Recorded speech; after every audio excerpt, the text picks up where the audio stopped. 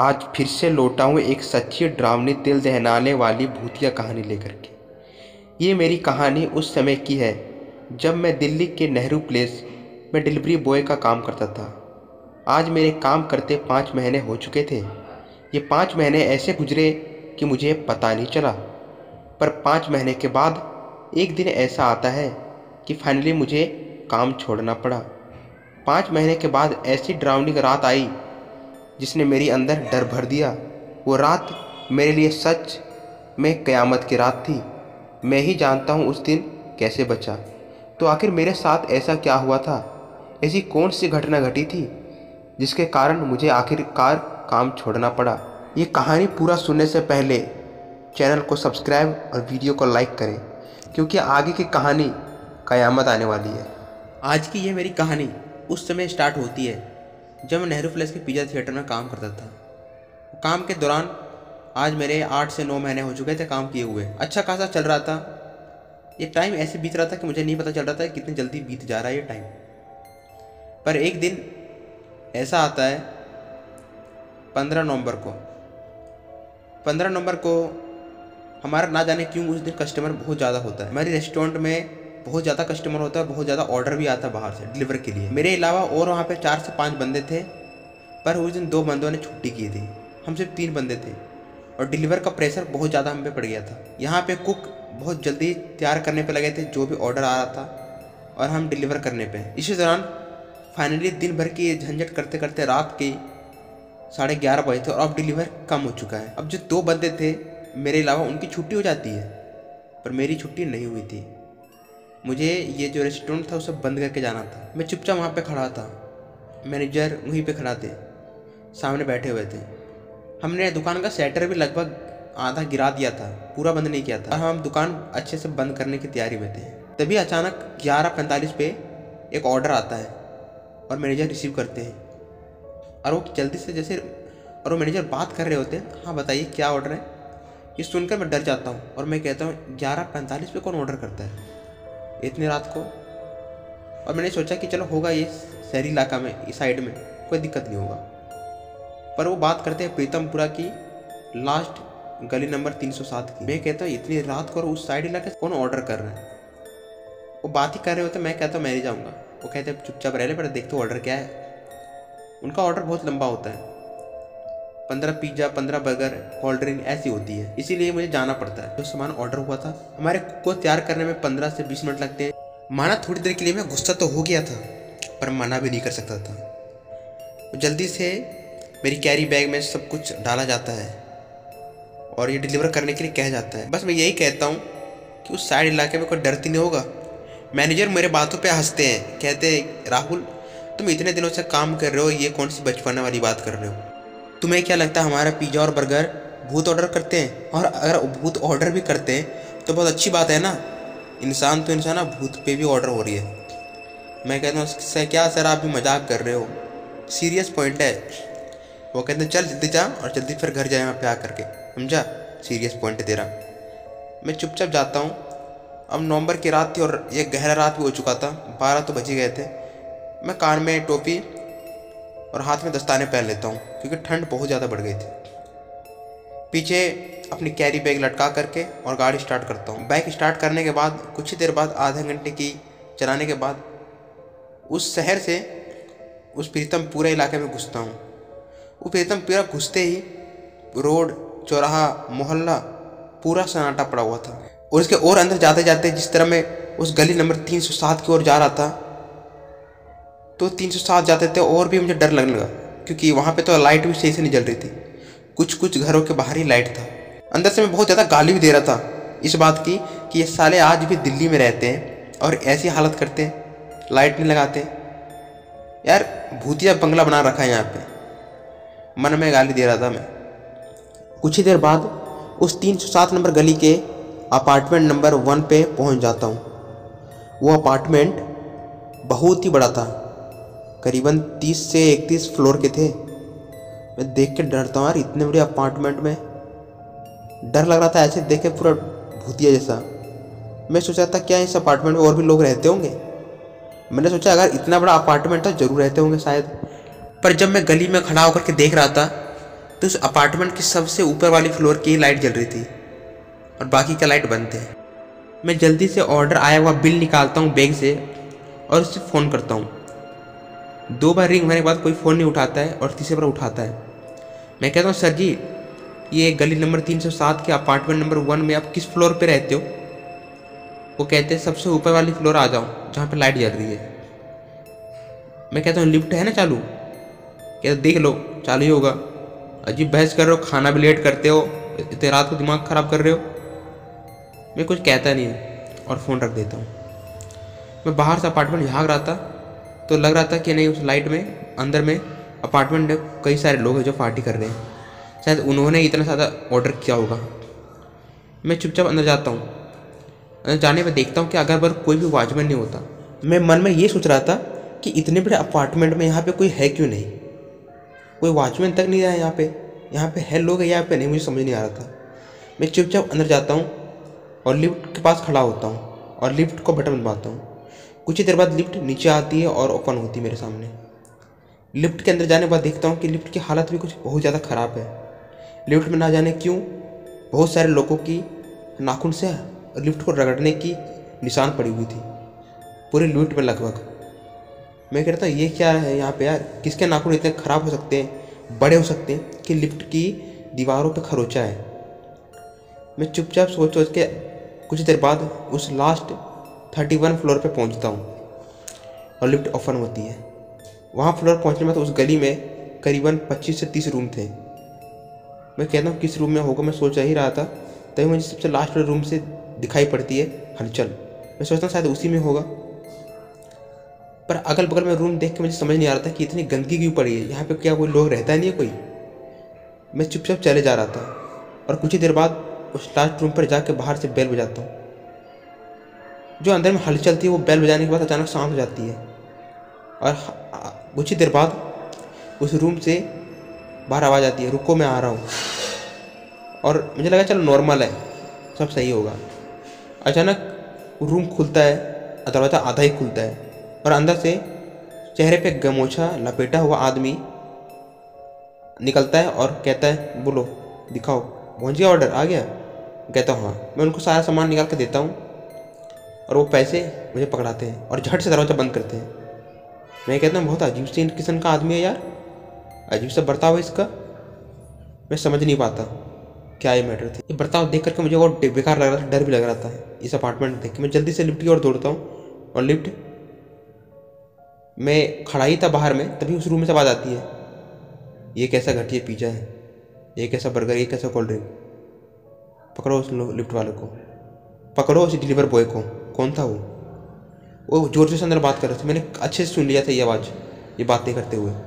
मैं लिफ्ट की ओर बटन दबा रहा था पर लिफ्ट आ नहीं रही थी। मैं वहाँ से सीढ़ी से दौड़ पड़ता हूँ बैग लेकर के, झट से दौड़ रहा था। मैं अभी तक सिर्फ 2 मिनट से दौड़ रहा हूँ, 2 ही फ्लोर मैंने पार किया था। तीसरे फ्लोर पर जाके लास्ट 3rd फ्लोर पे जाके मैं जल्दी से फिर से मंगाता हूँ और लिफ्ट आती है।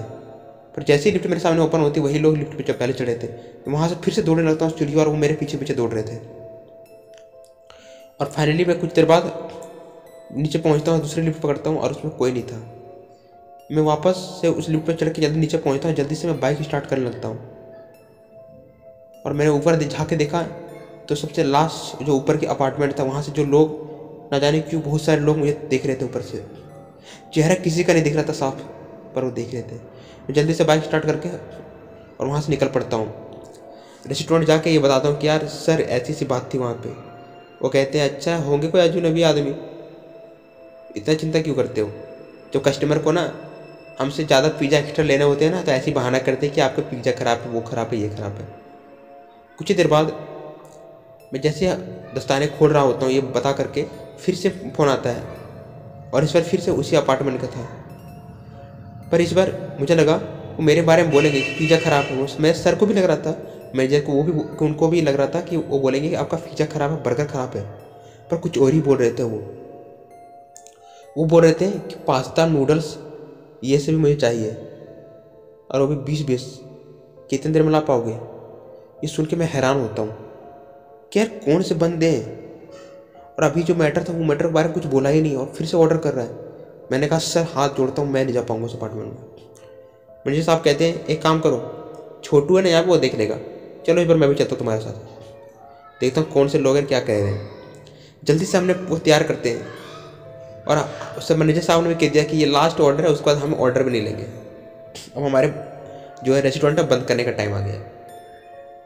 हम साथ में जाते हैं बाइक में, और जाते ही उस अपार्टमेंट को देखते हैं ऊपर की ओर। मैं कहता हूँ सर ये देखो ऊपर की अपार्टमेंट, अजीब ही गरीब है यहाँ पे सर, मुझे समझ नहीं आ रहा, कोई वॉचमैन भी यहाँ पे नहीं है। और उस अपार्टमेंट में मुझे दोनों जाते हैं, और लिफ्ट में वो निशान भी दिखाता हूँ उनको जो निशान पहले था। और सर को भी लग रहा था कि नहीं कुछ ना तो कुछ ये प्रीतमपुरा की जो गली नंबर 307 है, सही में यहाँ पे कुछ तो गड़बड़ होता ही है। तभी ये राहुल सही बोल रहा था। और हम दोनों जाते ऊपर, और जैसे ही हम धीरे धीरे उस लास्ट कमरे की ओर जाते हैं, तभी वहाँ पे पूरी कमरा शांत पड़ रहा था। हम बैल बजाने से पहले सुन रहे थे कि अंदर से कुछ आवाज़ आएगी, कुछ बातें कर रहे होंगे, पर कुछ भी नहीं, पूरा शांत। और ये सब बातें कर रहे थे, वापस नीचे से लिफ्ट आता है, लिफ्ट हमारे सामने उस गली में ओपन होता है, और उस लोग जो रूम में नहीं थे उस गली से उस लिफ्ट से बाहर आ रहे थे। मैंने सोचा रूम, फिर अंदर में कौन है। वो सभी के सभी अपने चेहरे पे तौलिया गमछा लपटे हुए थे, वही चेहरा किसी का नहीं दिख रहा था हमें। 7 से 8 लोग थे। हम डर जाते कहीं यार चोर वोर तो नहीं है, लुटेरे तो नहीं है। वो कहते रुक जा। मैनेजर कहते हाँ सर, आपका ऑर्डर किया था ना आपने, पास्ता नूडल्स आ गया आपका। वो कहते रख दो यहाँ पे, इंतज़ार किसका कर रहे हो। मैं कहता हूँ सर पैसे। कहते वो जोर से कहते तुम्हारा पिज्ज़ा बर्गर बहुत ज़्यादा ख़राब था, पैसे किस बात के। वो मैनेजर साहब लड़ पड़ते, कहते ऐसे थोड़ी ना होता सर जी, क्या बकवास कर रहे हो, ख़राब था तो आप घुमा देते, नहीं खाते, खा करके ऐसे बोलना। वो लड़ पाते। मैं कहता सर जी चुपचाप चल जाओ। वो कहते रुक जा राहुल, इनसे से डर कौन रहा है। ये बातें हमारी चल रही होती है, पर तभी नीचे से कोई आवाज़ देता है और ज़ोर से चिल्ला रहा था कौन है उस अपार्टमेंट में, कौन है उस अपार्टमेंट में। हम जल्दी से दौड़ करके और सामने वाली बालकनी से देखते हैं, उस गली की बालकनी से नीचे वॉचमैन और कुछ लोग खड़े थे, जो मुझे लग रहा था इस गली नंबर 307 के बगल वाले अपार्टमेंट के हैं। बोले थे क्या कर रहे हो तुम लोग वहाँ पे। मैं कहता सर जी यहाँ पे डिलीवर करने आया था। मैनेजर भी कहते हैं हाँ। कहते हैं पहले नीचे आओ तुम लोग, बहुत तुम्हारे बकवास सूझ रहे हो, अभी फ़ोन करो पुलिस को। मैं कहता पुलिस को। और मैं जैसे पीछे मुड़ते देखते वो कमरा पूरा लाइट बंद था, ना ही वहाँ पे कोई लोग था, और हमारा नूडल्स हमारा पिज्जा सब ऐसे ही पड़ा हुआ था। हम जल्दी से वापस लिफ्ट पकड़ते हैं और नीचे जाते हैं, और वहाँ पे पीछे मुड़ करके और लिफ्ट ऑन करते हैं, पर लिफ्ट ऑन नहीं हो रहा था। मैंने सोचा लिफ्ट क्यों नहीं ऑन रहा भाई, अभी तो हम लिफ्ट से आए हैं। और वापस हम सीढ़ी से धीरे धीरे उतर करके नीचे पहुँचते हैं। कहते तुम ऊपर कैसे गए। मैं कहता हूँ लिफ्ट से। कहते फिर से भाई बकवास बात, सब झूठ पे झूठ मत बोल भाई, सही बोलो कि लिफ्ट तो हमारा 2 से 3 महीनों से बंद है, और ऊपर से कौन लोग रहते हैं वहाँ बताओ तो, जो तुमने ऑर्डर किया था जिसने। कहते सर सबसे ऊपर 31 फ्लोर पे जो गली है उस गली के सबसे लास्ट में, लास्ट कमरे से। वो कहते हैं तुम पागल हो गए हो क्या, वो पूरा अपार्टमेंट बहुत सालों से खाली पड़ा हुआ है और बकवास किए जा रहे हो, पता तुम्हें ये अपार्टमेंट क्यों खाली है। मैं कहता हूँ मुझे पता नहीं, पर ऑर्डर आया था ना। कहते पहले सुन लो बात, इस अपार्टमेंट की जो सबसे 31 फ्लोर है वो हॉन्टेड है, और इसी कारण यहाँ पे कोई गार्ड भी नहीं रहता। जब इसकी कंस्ट्रक्शन हो रही थी ना, तो सबसे जो ऊपर वाली फ्लोर है उसे लास्ट में किया गया था। इसमें जब उसके तैयार होने के बाद कुछ लोग रहने भी आ गए थे, 20 से 25 रूम बुक भी हो गए थे। जो सबसे ऊपर वाली फ्लोर थी, उस फ्लोर में जो लोग रह रहे थे, तभी वहाँ पे 2 लोगों में आपस में लड़ाई होती है, और दूसरा बंदा कुछ लोगों को बुला करके उन पूरी फैमिली को मरवा देता है। मरवाने के बाद पुलिस होती है, और इस होटल को यहाँ पे बुकिंग कुछ दिन रुक जाती है। बाद में यहाँ के मालिक उस होटल को दोबारा प्रचार करवाते हैं, दोबारा कलर करवाते हैं, और दोबारा कई प्रचार करने के बाद फिर से धीरे धीरे लोग आते हैं यहाँ पर रहने के लिए। पर वो जो ऊपर की 31 फ्लोर की जो अपार्टमेंट थी, वो फैमिली की आवाज़ उस लोगों को सुनाई देने लगी जो वहाँ पे रहते थे। और लोगों को उस रात को उस गली में उस कमरे के बाहर चलने की आवाज़, पूरी परिवार की बोलने की आवाज़, बात करने की आवाज़, लिफ्ट में खरोच के निशान, वो दिन प्रतिदिन बढ़ते जा रहे थे। और बाद में ये अपार्टमेंट पूरा खाली हो गया। और यहाँ पे गार्ड को हमने रखा था ताकि यहाँ पे जो गार्ड है वो रहे। यहाँ पे दूसरा गार्ड था ताकि यहाँ पे लोग, यहाँ पे ऐसा ना हो कि चोर डकैत आके किसी कमरे में रहने लगे और यहाँ पे कुछ गलत काम करें। पर जब हमने यहाँ पे उन लोगों को रखा तो कभी ऊपर से किसी को पत्थर फेंकने की बात, और कभी किसी लोग के चिल्लाने की बात, और कभी कोई डंडा फेंकने की बात, ये बातें बढ़ते जा रही थी। कभी ऊपर से इलेक्ट्रिक वायर टूट जाता था तो फाइनली गार्ड को भी हटाना पड़ा यहाँ से। और ये अपार्टमेंट पूरा खाली है और तुम बात करते हो कि इस अपार्टमेंट में जा करके डिलीवर करके आ गए। मजाक हो रहा है क्या? ये जैसे वो गार्ड ने हमें बताया, मैनेजर हमारे रूखा पुट है, हमारे पैरों तले जमी खिसक गई ये बातें सुन करके। हम 2 लोग आए वो तो सही था, पर मैं उस समय अकेला कैसे आ गया आखिर?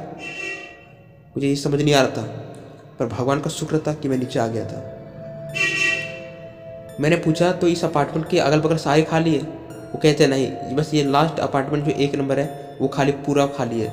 बाकी की अलग अलग अपार्टमेंट में कुछ लोग रहते हैं, वो भी बहुत कम, क्योंकि ये पूरे जो 300 का गली नंबर 307 है वो इसी से चलती पूरी बदनाम हो गई है और यहाँ पे लोग कम रहते हैं। हम चुपचाप वहाँ से वापस जाते हैं और वापस जा करके रेस्टोरेंट में बैठ के सोचते हैं कि अभी हमने कौन सी गलती की थी। तभी हम बात ही कर रहे होते हैं आपस में तो मेरा फ़ोन रिंग होता है और मैं फ़ोन लेकर के सामने जो चार्ज लगा हुआ था वहाँ लेने जाता हूँ फ़ोन और उठाता हूँ। फ़ोन में बात कर रहा था। हाँ बोलो कौन? तो पुलिस कहते हैं कि क्या तुम अभी डिलीवर करने यहाँ पे पिज़्ज़ा आए थे अपार्टमेंट नंबर 1 में? मैं कहता हूँ हाँ सर आया था। वो कहते हैं तुम्हारे मैनेजर साहब का यहाँ पे मौत हो गया। मैं कहता हूँ क्या क्या घटिया मजाक कर रहे हो? और मैं पीछे मुड़ के देखता हूँ तो मेरे सर नहीं थे वहाँ पे, मैनेजर सर वो गायब थे। मुझे याद आया कि जब मैं पिज़्ज़ा वहाँ पे डिलीवर कर रहा था, जब मैं बालकनी से ताक रहा था तो मेरे सर वहीं पे खड़ा थे, वो मेरे पीछे बाद में आए थे और तब से हमारे सर काफ़ी ज़्यादा चुप भी रहते थे। मैं जल्दी से बाइक स्टार्ट करता हूँ और वहाँ से निकलता हूँ, देखता हूँ सच में हमारे सर नहीं रहे थे। पर जो मेरे साथ बाइक पे बैठ के आया वो कौन था, और मेरे साथ अभी यहाँ पे आके बैठ के बात कर रहा था वो कौन था? ये सारा बात एक रहस्य बन के रह गया।